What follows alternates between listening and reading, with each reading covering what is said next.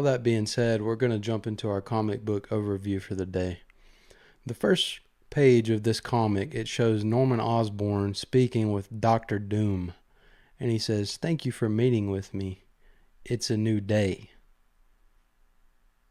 This is how it's going to be."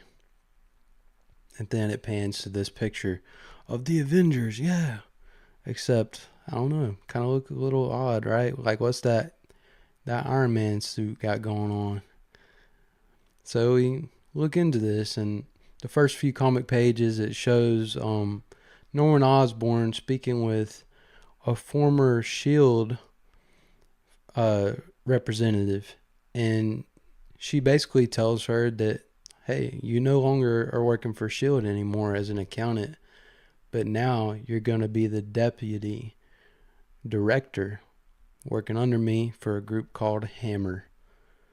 So, and then he mentions to her that he wants to build a new peacekeeping task force that is ready to take back the world, and that he wants to discontinue any Stark technology and use his own to aid this new army. So then it also shows that he speaks with Captain Marvel, and Captain Marvel is like, "Nah, I'm refusing to join you. My allegiance is with Tony Stark." Because at the time, this is like the Avengers had disbanded after the stuff with the Skrulls. And anyway, Captain Marvel, she's like, "Nah, I ain't joining you. My allegiance is to Tony Stark." And she gets outraged because with Norman Osborn, Sentry is there. And he says that he joined Norman because Norman said that he could help him. And we know Sentry's got some mental problems at times, and he's kind of out of control sometimes with his emotions and things. So we move on, though, to it shows Norman Osborn calling Bullseye into his office in the old Avengers Tower. And he asks Bullseye if he wants some water. Bullseye's like, "Nah, I want some vodka." And Norman is like, "Nah, you don't need that with the medicine you take." But then Norman proceeds to tell Bullseye that he wants to reward him and to expand their relationship starting at Avengers Tower. And Bullseye, originally, he's kind of confused. But then his skepticism turns away, and he eventually agrees that he will help Norman. But, he's going to want that compensation. So after Bullseye agrees to join Norman's group, it pans to Norman speaking with this anti-hero named Moon Girl. And he tells her that, he's forming a group, but that there's a little bit of a void because Captain Marvel is refusing to join. So he tells her that she can be the new Miss Marvel. And she eventually agrees. But then it moves on to showing a task force capturing a Skrull. I mean, this is after the big Skrull war and everything. And from the shadows in this room they're in, from the shadows, something tells the Skrull to shapeshift. And the Skrull is like, "What?" And it says, "Shapeshift into Spider-Man. You need to shapeshift into Spider-Man."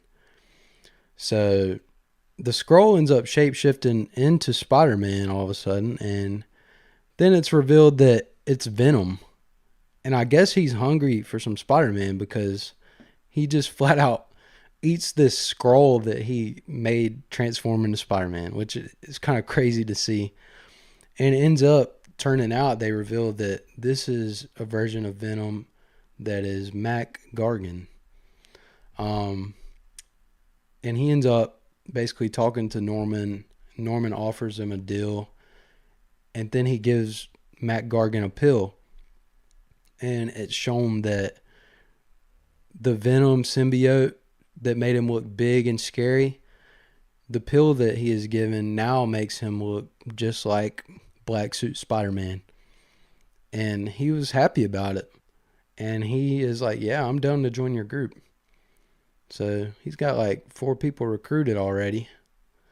And then it shows Norman walking in this restaurant out in the middle of the country.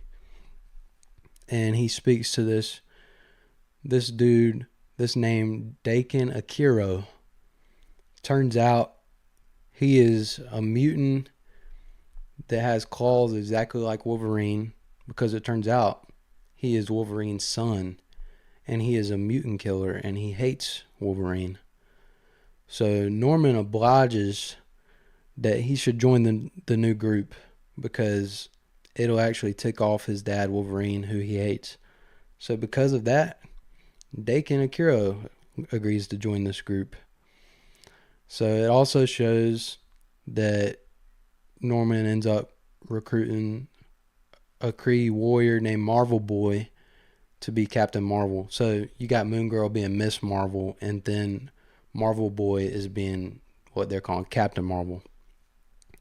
So then it flashes to this image, and this particularly, I really like this picture. It looks very familiar, if you know what I'm saying. So in this scene, you got all of the new members of this group all joined up in the Avengers Tower, and somebody says it's a pretty hardcore team, sir. Maybe too hardcore for the public taste. And then it ends up saying, you need a Jarvis. You need a full staff of housekeepers, cooks, and armed guards at every door. Your reformed thunderbolts are truly disgusting pigs. So it ends up showing that they're saying something is missing. Something's missing from this group. And it pans to them figuring out that they have access to all of Tony Stark's old Iron Man armor, which is pretty wild. And this is such a cool scene. The art is pretty cool. And then all of a sudden, for some reason, this comic keeps featuring Doom. It shows that Doom is getting a call from what they're calling a Thunderbolts officer. They're reaching out to Doom for some reason.